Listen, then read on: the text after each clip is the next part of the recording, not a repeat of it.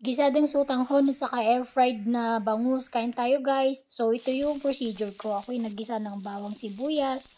At sunod nilagay ko na yung ating chop na sponge gourd. So nilagyan ko siya ng sponge gourd guys. So hindi pwedeng sabihin yung kanyang Tagalog na pangalan at bawal. Naglagay din ako ng asin at saka cracked black pepper para may kunting anghang at mas masarap yung ating sotanghon gisado. So, nung nagisa na yung ating sponge gourd, naglagay ako ng maraming tubig. So, yung tubig ko ay lampas doon sa sponge gourd. Parallel, ako ay nag-air fry ng bangus. So, nilagay ko na yung ating sutanghon. Tapos, unti-unti na rin naluto yung ating bangus na naka-air fry. Sunod, nilagyan ko siya ng isang chicken cubes para mas malasa yung ating gisadong sutanghon. So, dinamihan ko din talaga yung tubig guys kasi sisip-sipin nung sutanghon yung tubig.